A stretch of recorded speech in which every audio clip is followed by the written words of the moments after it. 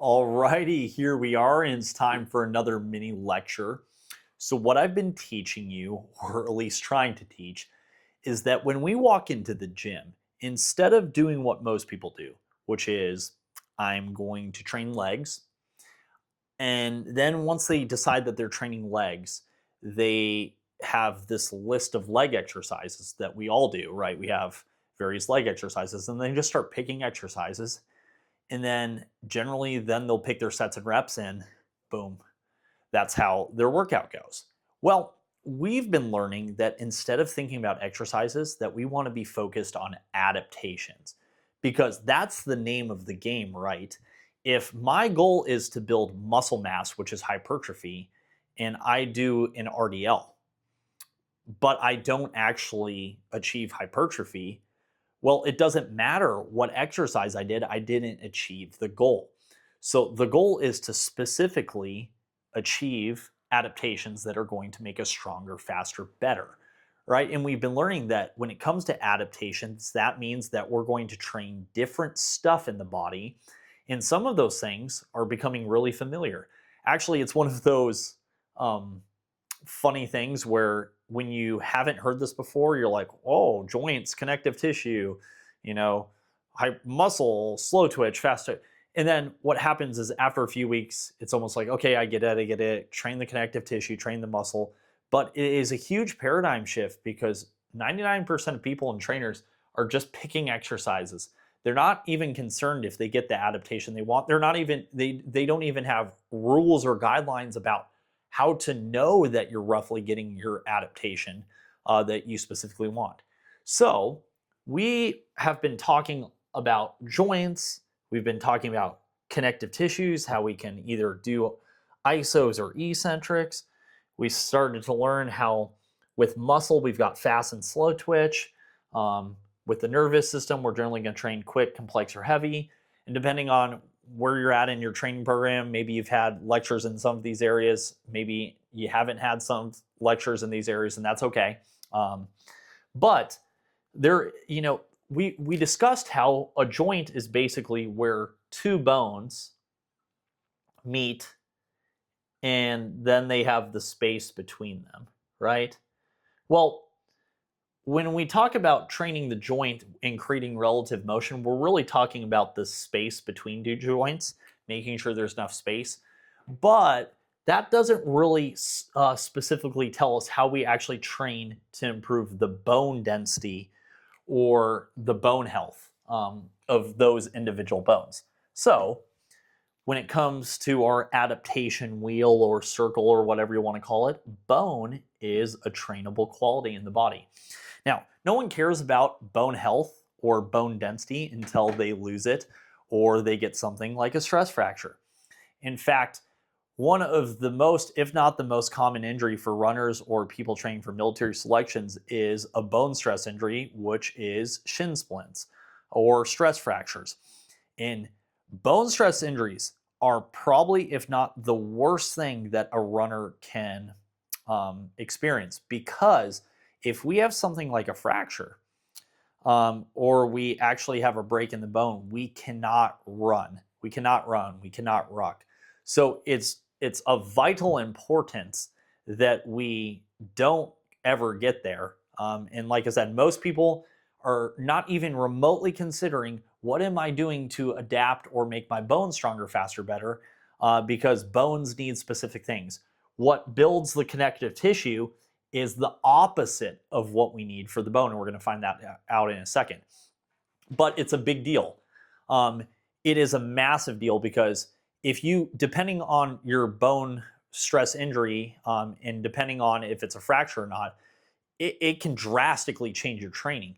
If you're training for a marathon, if you're training for a triathlon, an ultra, a military pipeline, and you get a high risk stress fracture, that can take you out of running for 6 months to a year of no impact, which is just absolutely like it's a dagger, and it's a mental dagger too. Stress fractures, I've had unfortunately had them before from being foolish.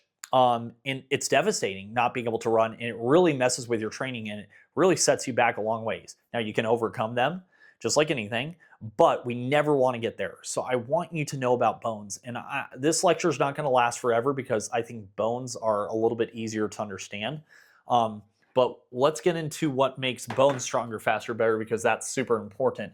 And we're going to find out how what might make a tendon happy is probably not going to make a bone more dense. So when it comes to bones, right, I'm going to draw a really horrendous bone here. Bones are going to have what is similar to the connective tissue, and they're going to have these things called osteocytes. So in the connective tissue, we know there was stuff called mechanoreceptors, which is going to sense all the force and change and length and all that. So these are osteocytes.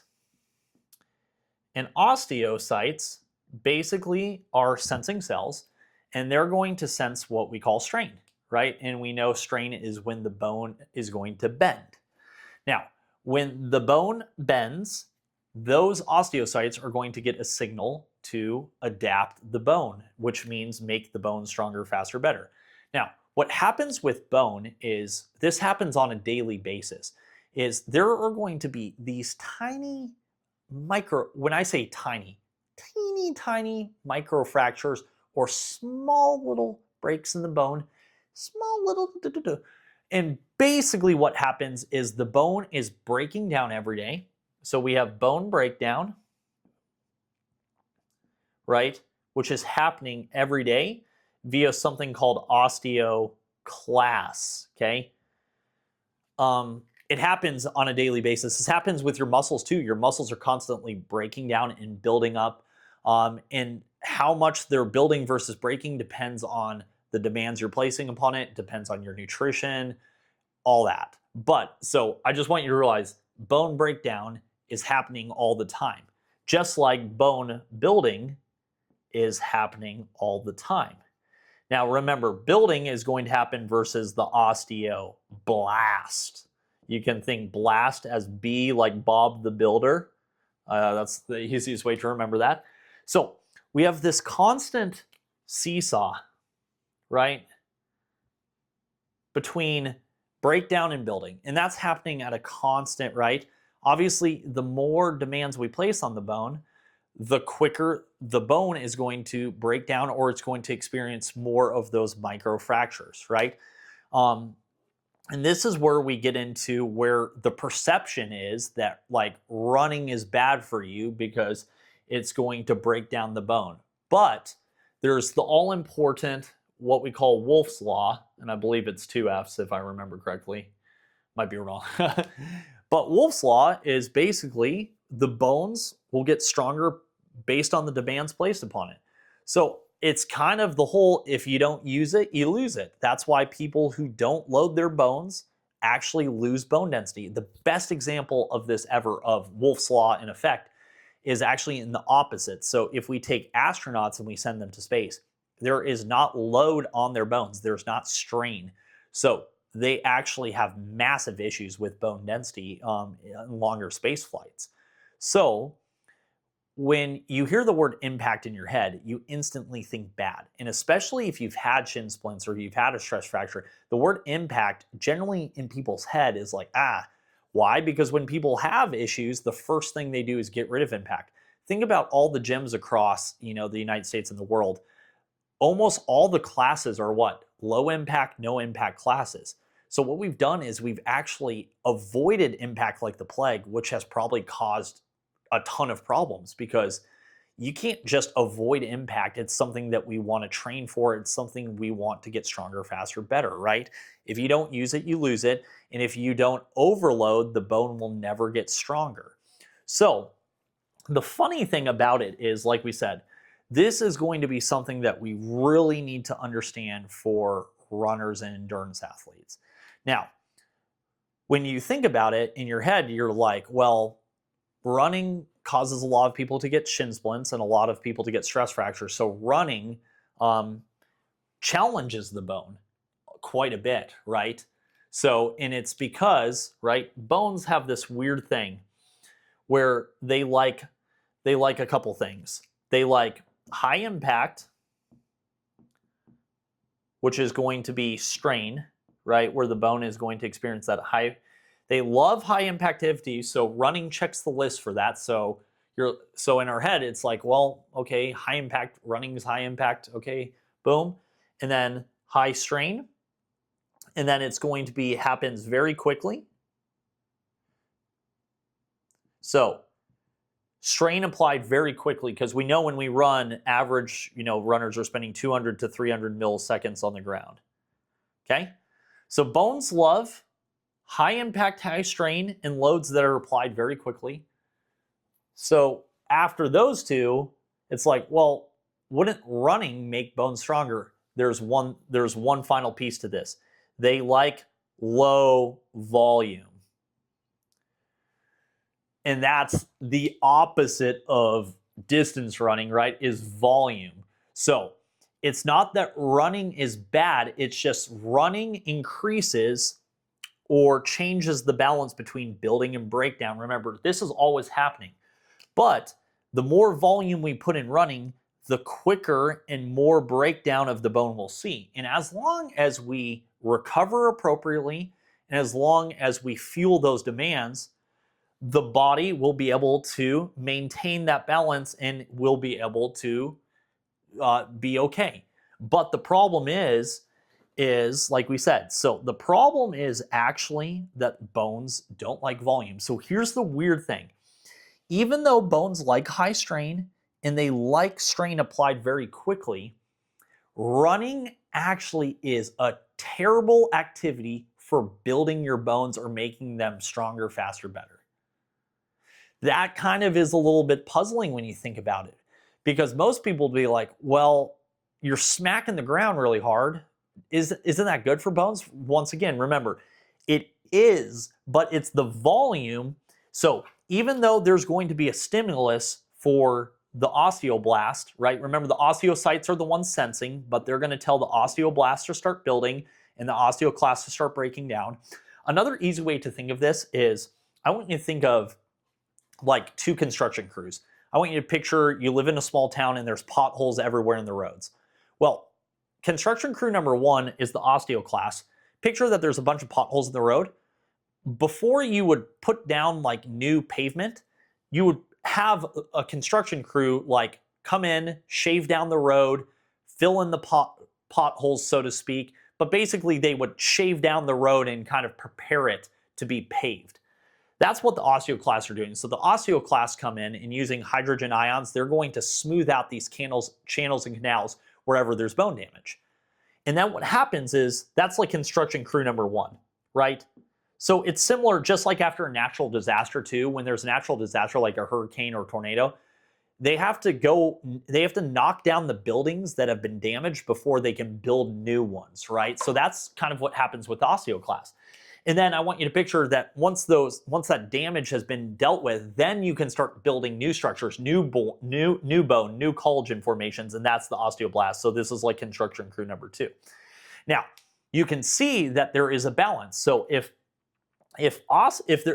there's way more breakdown over a longer period of time than there is building, so it's like if construction crew just goes around, just starts clearing out, scraping down the roads. So I want you to picture, when there's potholes and they're trying to get it ready to pave, they cut it, they scrape it, they jack up the road a little bit more so that it's easy to pave. Now I want you to picture, if construction crew one is working 24/7 and construction crew two isn't, right? That is going to see that imbalance. And then remember, the construction crews need construction supplies or construction tools to be able to rebuild bone, which is going to be your nutrition, which we'll talk about later. So running is not bad for your bones, but it's just not sufficient for building them. Let that sink in. So running is not bad for your bones, it's just not sufficient. So it can appear that running is bad for your bones because people don't do specific work for their bone density. Then they start running half marathons, then they start running marathons, ultra marathons, and they spend years and years and years running. And then most endurance athletes are under eating and under fueling. So then there's lots of breakdown, there's not as much demand to make the bone stronger, faster, better, because we're going to get into how running is not high enough impact. I know that sounds crazy. And then, since there's not enough construction supplies to build the bone, it's just a losing battle. And then there is, like I said, a progression of stress. So when we see this,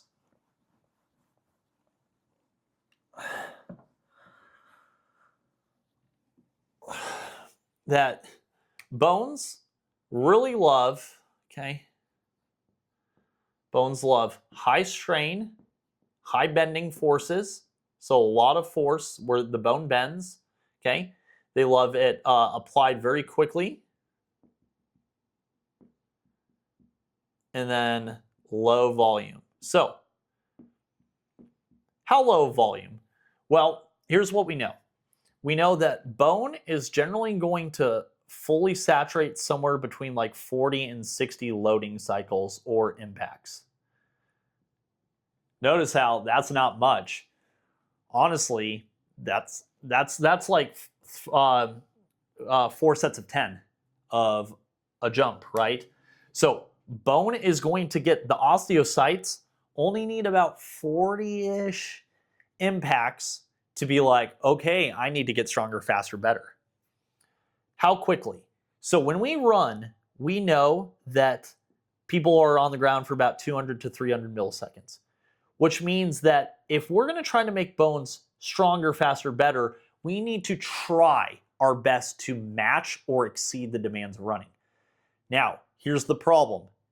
The only way to spend less time on the ground than 250 to 300 milliseconds is going to not be with normal strength exercises, right? The only way is going to be plyometrics, which you already probably knew we were heading there. Because plyometrics are the closest we can get to spending anywhere between like 100 to 250 milliseconds on the ground. Now, some people are going to move slower than that, but the whole point is it's our opportunity to try to move faster than we run. And then the reason is strain rate. So when it comes to strain rate, we need something that's going to meet or exceed the demands we see running. In running, we're going to see, like I said, around 2 to 3 times body weight. And the cool thing is when we do something like a plyometric, if we do like a single leg forward hop, that is going to exceed the demands, and that's going to mimic around, the research is all over the place, but about a 7-minute mile, which is awesome. Okay? So, what I'm showing you is bones need these things to get stronger. So the thing is, the only thing that is going to meet that demand of an insanely high strain rate that exceeds the demands of running, that is applied as quick or if not quicker, and that has a low enough volume where we get the stimulus to get better, but we don't get the volume that is going to cause that accelerated breakdown or that breakdown that exceeds the build. That is why plyometrics is the only thing that is going to meet that demand. It's not going to be calf raises, right? So when it comes to force applied, a single leg calf raise with like half your body weight is going to be less of a demand on the bone than walking, okay? So let's put this out for a second. So, right, this is like the bone ladder. And the whole point of the bone ladder is we want to climb the ladder to increase density over time. Basically, density to strain the bone more. And remember, the only way you gain is through strain. Strain's not a bad thing. So we have walking, and this is how much it strains the bone. And then, like I said, you can think of this as the higher we go on the ladder, the more dense our bones will be as we add that into training.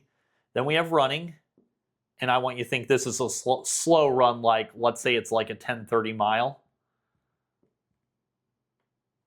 Okay, so this is important to understand. Like single leg body weight calf raise, which if you did like a set of 20, your calves would be on fire, is less of a demand than walking when it comes to bending your bones, right? Bending your bone. When your bones bend, they're going to strain, and when they strain, they gain, and when they gain over time, they are denser. Cool? So, walking, like lunges, is going to be less demand than walking on your bones, right? And what we have to do is we have to match or exceed the demands of what we're trying to do. So if all you want to do is walk, okay, no worries. So what we're going to see is obviously past the demands of walking, we're going to see stuff like your basic plyometrics, which is going to be like your pogo hops. We're going to see stuff like your depth drops, right? So our kind of lower intensity plyometrics. And then to meet the demands of running or exceed it, we're going to, like I said, we're going to see our single leg forward hops or single leg lateral is going to kind of be king of the castle. So notice this is double leg plyos. So generally double leg plyos, depending on how you do them. So like broad jumps would probably be here. So squats, deadlifts. You get the idea that regular strength exercises, when it comes to bone, are awesome. But they're not going to be sufficient enough to build super dense bones. Now, I'm going to contradict myself, and don't let it confuse you. When muscles grow stronger, faster, better, bones are going to follow. Now, that just sounds like I contradicted myself, and I am, but I'm not. And what I'm saying by that is strength training. So when you barbell squat, it's going to increase bone density. When you do heavy deadlifts, it's going to increase bone density. But here's what I want you to think. It can only do it so much, and it can only get so far up the bone ladder. So yes, barbell squatting will increase the bone density of your lumbar spine, 100%. But what I want you to think is, like squats are going to only do so much because remember, over time, your goal is to slowly expose yourself to more bending and strain, right? Because running is up here. And this is why so many people have trouble with shin splints and stuff like that, because the demand is up here, and they've never even done work here. So they've never done depth drops, pogos, broad jumps, you know, there's so many different plyometrics, right? And stuff like that. More or less, they haven't even got here. So what I want you to notice is plyometrics act as the great bridge between regular strength stuff that is good for us. So notice that's still foundational. Don't get me wrong. Regular strength training will build bones, but it can only build them so much. So strength training, I want you to picture this is running, and I want you to almost picture that there's a big, it's almost like if you were going to jump across a creek, and it's a big creek. Plyometrics help you bridge the gap so that your body is exposed to that impact without the negative detriments, right? So when I go for a 30-minute run, that's a lot of volume on that bone. How many impacts did it take for bone to get stronger, faster, better? Like 40-ish. Sometimes they say 60, sometimes it's 30. 40 is a good number to remember. So that means if I do 40 plyometrics, I have stimulated my bone to adapt, but I didn't impose the volume demands. So that's why plyometrics are so awesome, right? So what this is showing you is the goal is to slowly expose yourself to more intense plyometrics. Plyometrics are basically collisions with the ground. A plyometric is not a jump or a jump onto a box. So if I do one of those like Instagram things where you try to jump up as high as you can on a box, that's not a plyometric, right? A plyometric is where we drop off a box. We have a collision with the ground, right? Where it's violent. Now, of course, like anything, you don't start with single leg forward hops, right? If you can't do double leg pogos. So it's just like if you can't do an overhead squat with a barbell, why are you Olympic snatching, right? If you can't hold a handstand, why are you doing handstand push-ups? Because to do a handstand push-up, you have to hold a handstand. So same thing. So we've got to build our way up there, and there's no set amount of time because bone is very similar to connective tissue in terms of its timelines. So the good thing is, even though connective tissue loading and bone loading is different, so remember connective tissue loading, they have similarities. So let's say this is for the Achilles tendon. And then let's say we're doing plyos for the tibia or shin bone. Okay?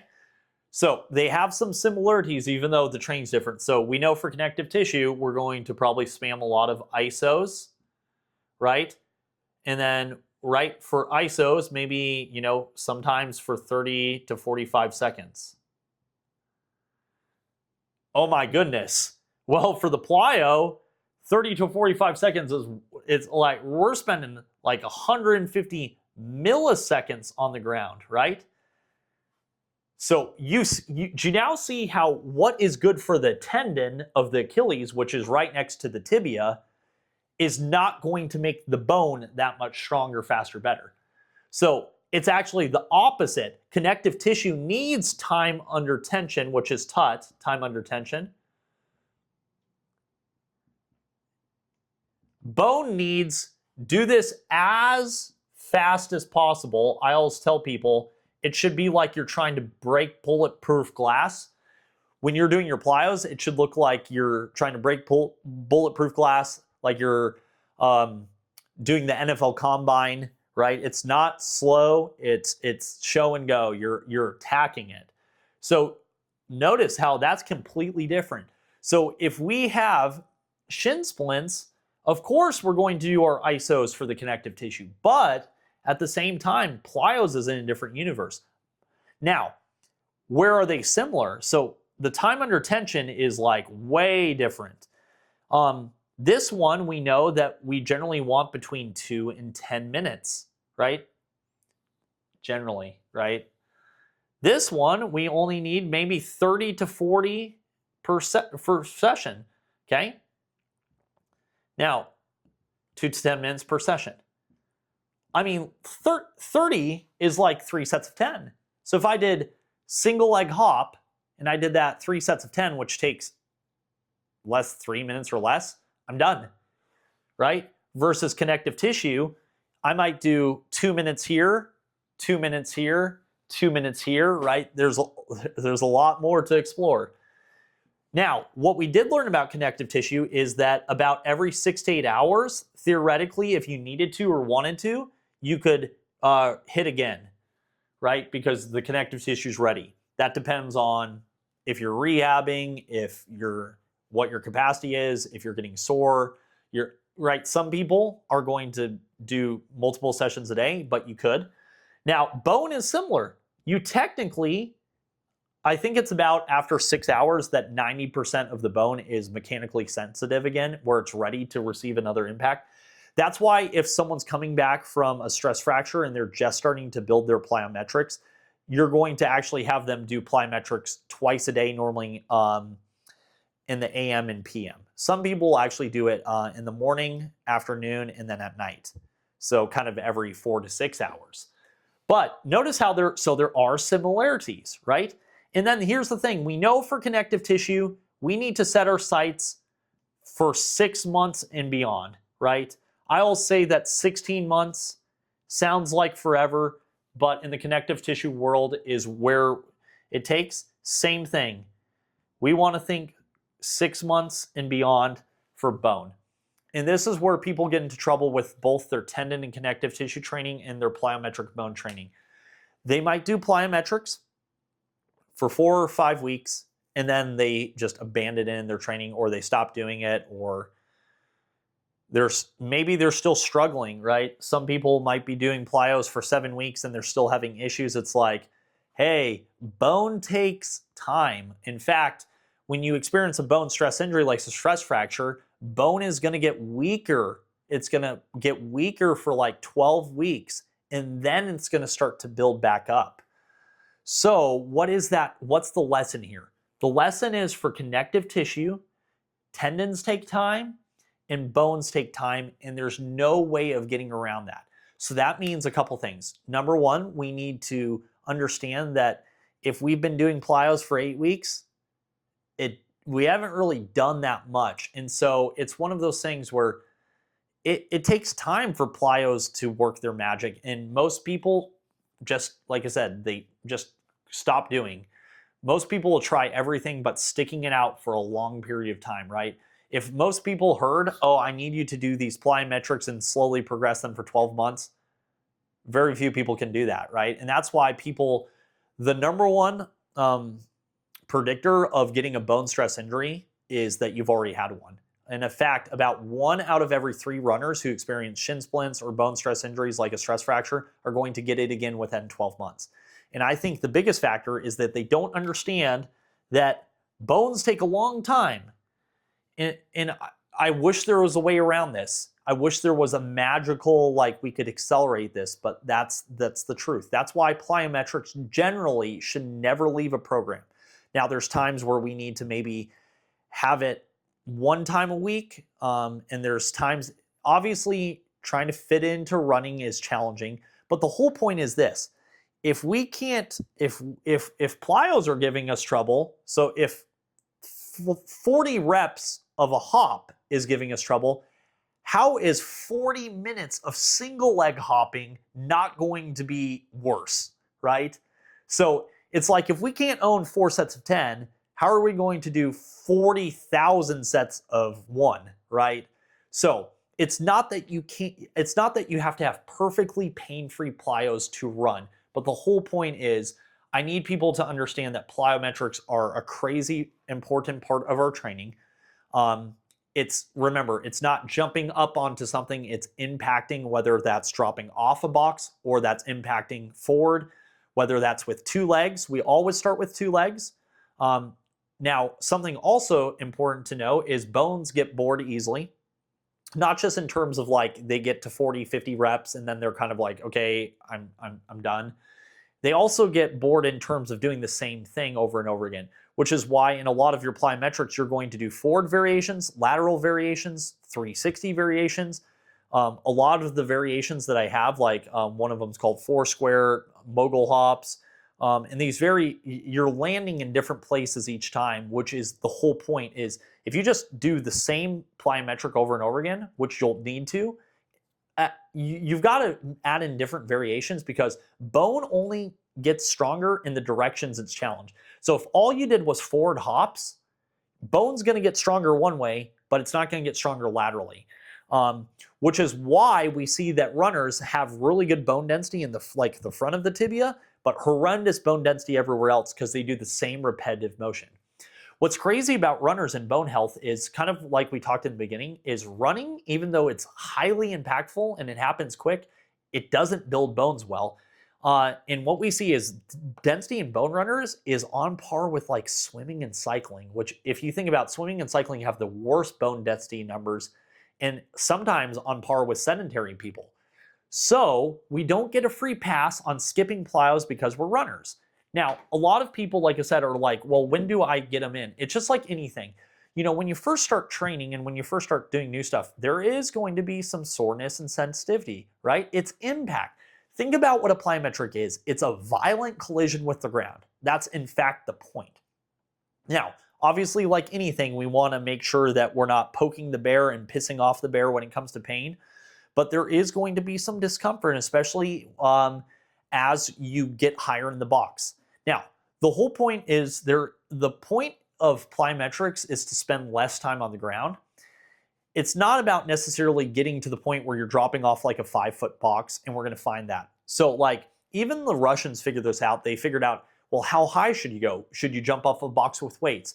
And they found it was best if you got to a point where you're doing like a 40 to 48 inch. They didn't really ever do box depth drops off a box higher than like 48 inches. Because what happens is if you jump off too high of a box, you actually spend more time on the ground. And the point of plyometrics is to spend as little time on the ground as possible, to apply as much force as you can as quickly as possible. So same thing. It might seem like a good idea to grab dumbbells and do like broad jumps or to do like a box jump, but the point is you're spending more time on the ground. So I just want you to see that there are similarities between what we do for bone and what we do for connective tissue, but the speed and the time is completely polar opposites, right? Isos hold forever, hold hard, hold that. Even if we do like a 10-second iso, 10 seconds versus 100 milliseconds is like 100-fold slower, right? So that's the whole point. Now, you're getting the idea that plyometrics, right? And we would start with, obviously, there's so many plyos, and the whole point is we want to do a bunch. But something important now is to talk about shin splints, right? Because these are the big, it's not that you can't have bone injuries in other places, but obviously most people deal with the bones. Shin splint versus stress fracture, okay? Now, fracture, okay? All right, so here's how we can start to differentiate between the two, okay? For shin splints, what we're going to see is, here's the deal. We first need to ID where the pain is, because when most people say shin splints, that doesn't tell me anything. Because the pain could be in the inside of the shin, which is called the medial side. It could be in the anterior side, which is where the tibialis lives. And that's important to know, because if it's in the medial and backside, so if it's in the inside shin, that is a lower risk site for stress fractures than the anterior side. So if the pain is like on this side or the inside anterior side, that's a high risk site for what we call anterior stress fracture, which could be a very serious stress fracture. So the first thing to know is it coming from the posterior medial side or the anterior side? Because that's going to put you in the lower high risk category, okay? So we need to know, is this going to be low risk? Or is this going to be high risk? Now, like I said, anterior is going to be high risk, and we need to really make sure that we rule out a stress fracture for high risk sites. And same thing, and this is going to be posterior medial, is a lower risk site. And that's because of the healing times of the bone. An anterior fracture, which is a fracture on the front side shin bone, can be like it can take you out for a year or longer, and it can destroy people's careers. It's a very serious deal because the healing time is so intense. Because when you bend a bone, so when I want you to picture this is my tibia right here, and when I bend it, notice how it bows forward. So I want you to picture this is the front of your shin. So when you go like this, force goes that way. So if it's an anterior fracture, which would be a break in the bone, when your bone goes to bend when you land, it actually increases the risk of that snapping more. Notice how, let's say back by my nose here and beard, that's the backside. When I go to bend, it actually compresses down. So if the fracture is on the posterior medial side, it's actually a lower risk fracture and should have favorable healing times, which means it should heal quicker. Generally, I hate giving numbers, but that's more like a 3-month thing versus like a year thing. So it's important to know, where is the pain? Is it in the shin in the front side, or is it in the back side? If it's the shin in the front side, we need to have our warning radar signs on to make sure that we check to see if it's shin splints or stress fracture.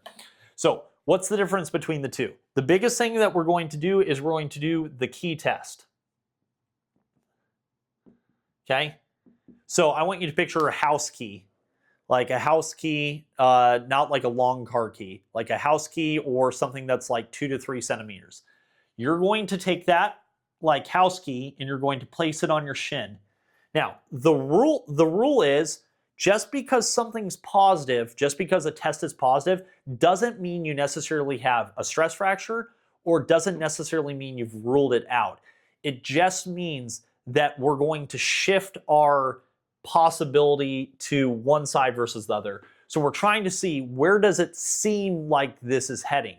Okay, so if you do the key test, so you're going to take a key, car key, or a ruler and centimeter. You're going to look at like like, the size of like 3 to 5 centimeters. And if the pain, so you're actually going to palpate, meaning you're going to press in right next to the bone, right? You're going to press on that bone.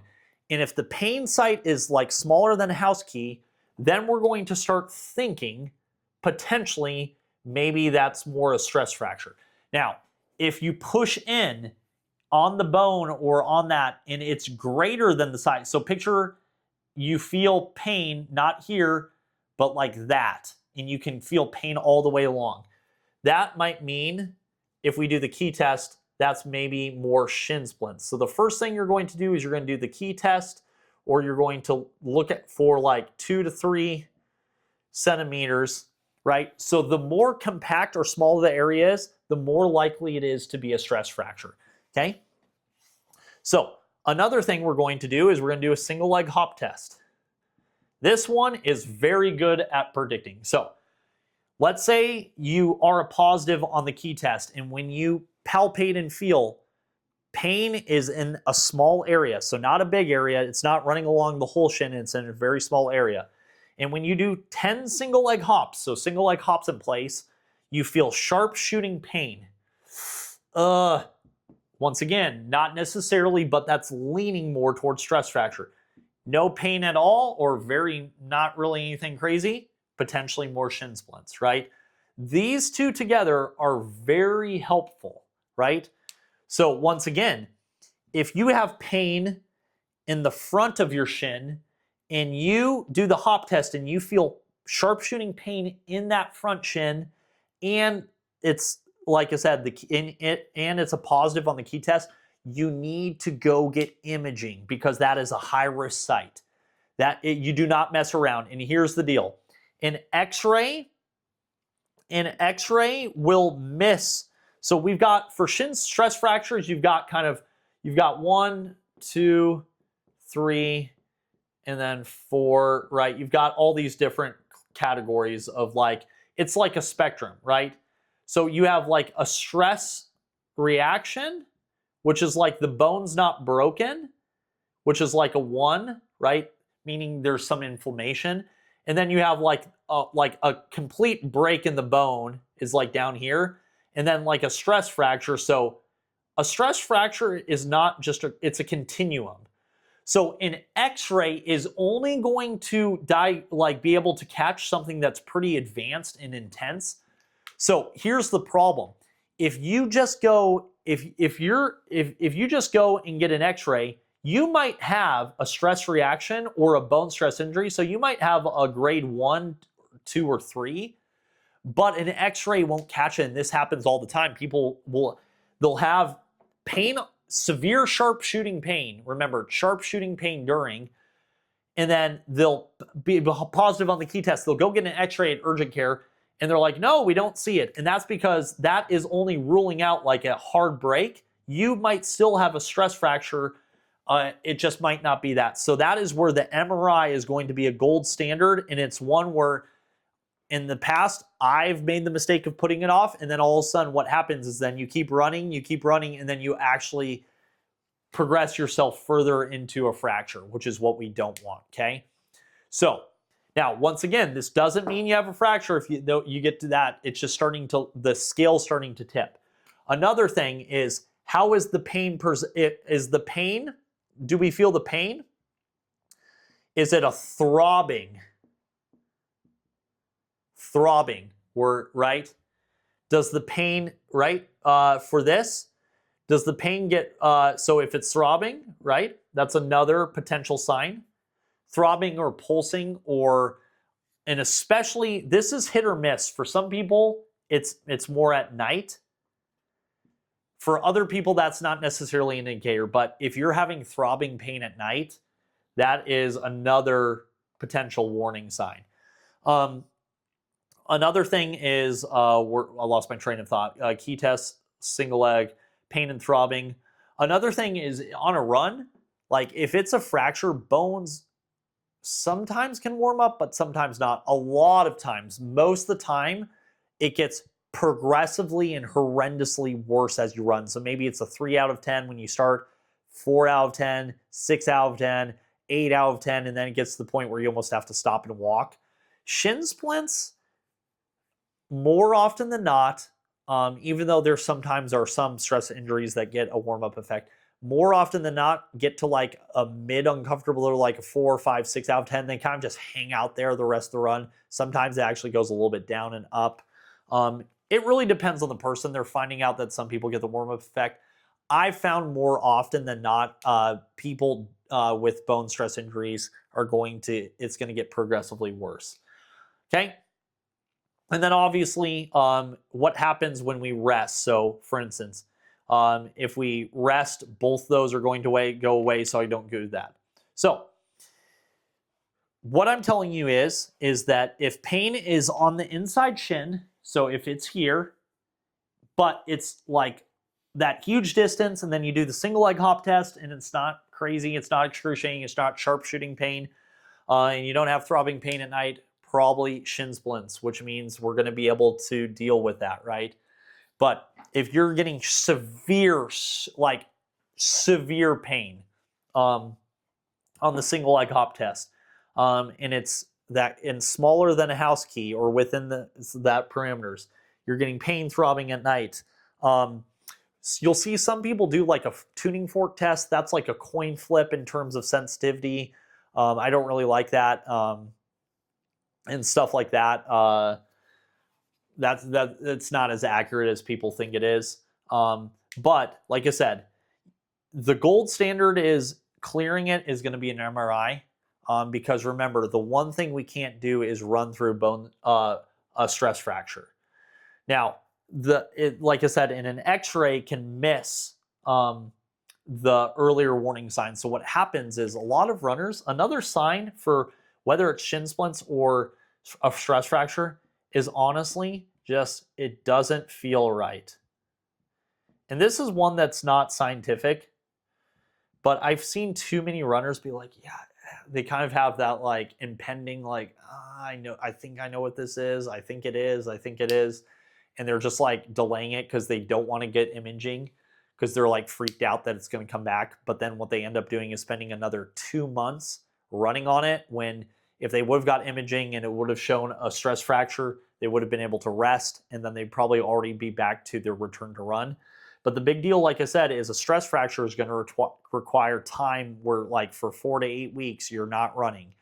And what's going to happen during that time is that's where you're going to have to go back and start building up the bone. And if we think about that bone ladder, right? That's where we go back to the bone ladder, or you could think of it like a pyramid, right? Where we have our strength training.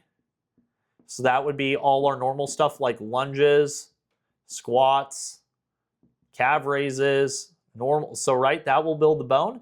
But now you can see why that stuff is powerful if we do have shin splints or we do have a bone stress injury, because this stuff is going to build the bone but not aggravate. But you remember, it's not sufficient enough to really make the awesome. And then we're going to start to induce our plyos. So our lower to medium intensity plyos, and then we're going to get to our intense ones, which are single leg plyos. It's easy to think single leg plyos are just the most intense, right? Makes sense. Single leg plyos on the same leg over and over. So obviously, I wanted to cover the differences between shin splints and stress fracture because it is a deal. Now, what we're seeing that's super important to understand is that the closer you are to the ground, the more shin splints and stress fractures might be related to biomechanics. The closer you get to the hips, or the more it's related to REDS, which is low energy or relative energy deficiency syndrome. Now, this is super important to understand is REDS is where we're not fueling enough for our demands, okay? That is where you're not getting enough calories in. And of those calories you're getting in, you're not supplying enough protein or your macronutrients, and actually carbohydrates. So I'm not here to tell you to become a carb fanatic, but here's the truth is bones are carb hungry, they crave carbs, and carbs are super important for maintaining bone health. So when people go keto, when people go plant-based, or when people cut out carbs, it's actually very, or when people try to do the whole fat adapted thing, it's actually putting their bones at risk, especially if they're an endurance athlete. Because what we see is if you train for over 12 hours in a week, your risk of a stress fracture goes up 500%.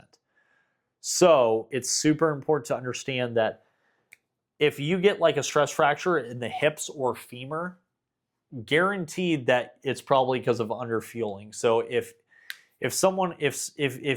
you're having that, like I said, those sharpshooting pains, and then if you do the single leg hop test and you're getting sharpshooting pain in the femur, and then it's keeping you up at night, that could be a femoral head stress fracture, and that could be due to not getting enough total calories, right? Not getting enough carbs. And then obviously some of your vitamins and micronutrients. And your most important ones to remember is vitamin K, vitamin D, and then vitamin K, vitamin D, and then probably boron and magnesium.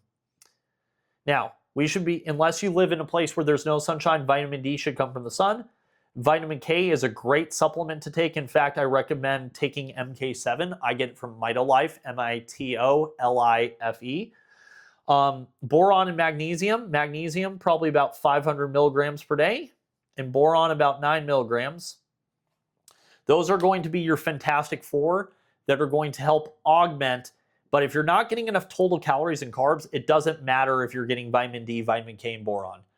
Total calories is important. As endurance athletes, one of the common things we see is we're doing a lot of hard training and we're underfueling.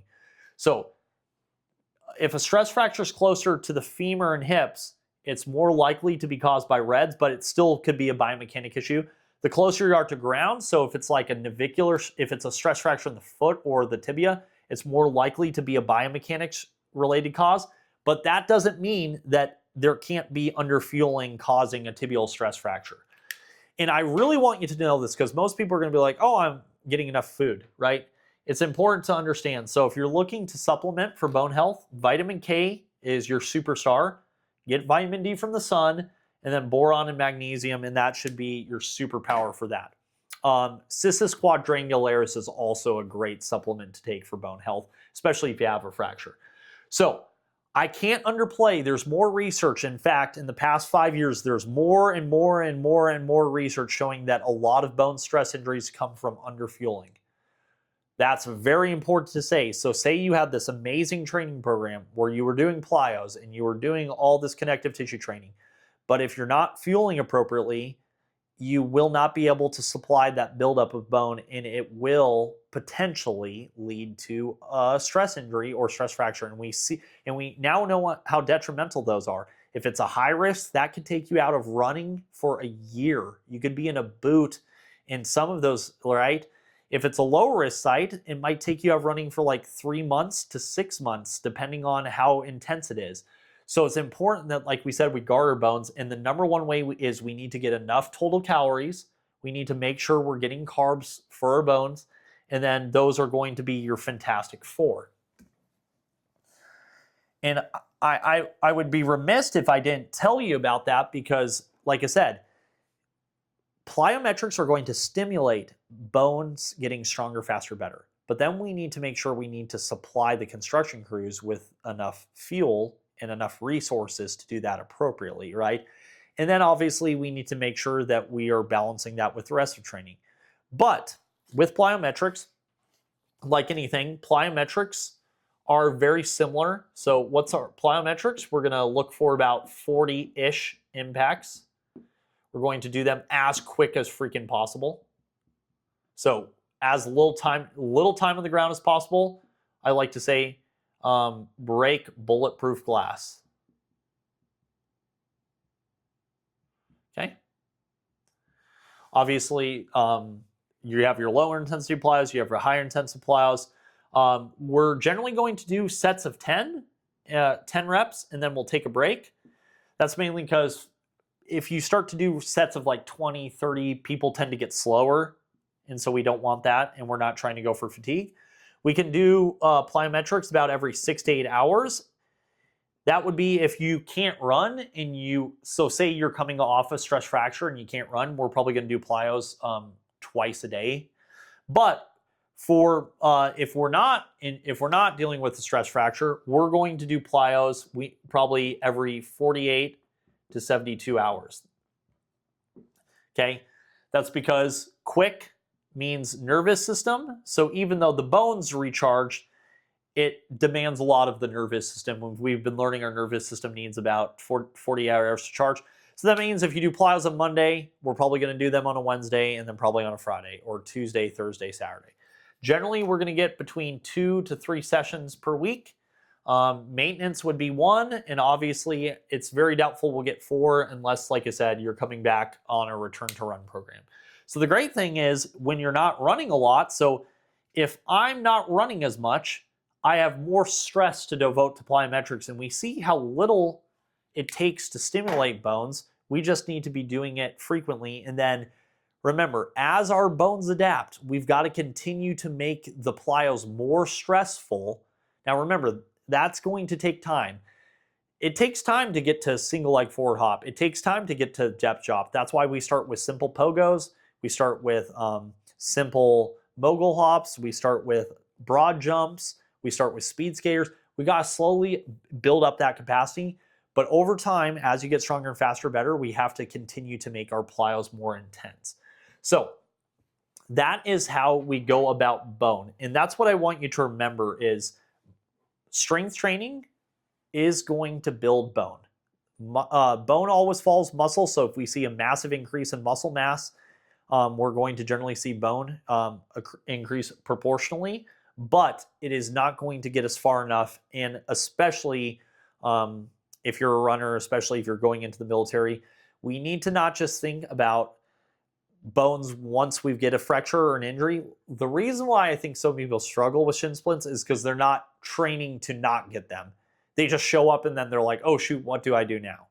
Or someone's never done plyometric work before, and they've been sitting at their desk for the past 5 years, and then their bone density is slowly decreasing. That's why so many older people's bone density is going through the gutter, right? They do awesome stuff like they're swimming and they're doing spin class, but their bones are getting more frail and brittle because impact and collisions is what is needed to truly make bones awesome. So we are going to use our super weapon of plyos. We're going to be somewhere between 20 and 60-ish reps, sometimes more, sometimes 10 reps. 40 is kind of the sweet spot. We don't need to get crazy. If we do more than 40, we're not going to die. If we do less, we're still going to get a stim. 40 is the sweet spot. We want to do them very quickly, right? People get lazy with their plyos. I want you to attack them. Generally, we're going to do sets of 10 because I find people start to get slower after rep 10. And then the bone can handle another session about every 6 to 8 hours, but that depends on where we're at in our training. So that was a long thing about bones, but now you know how to train them a little better, and I hope you enjoyed this lecture.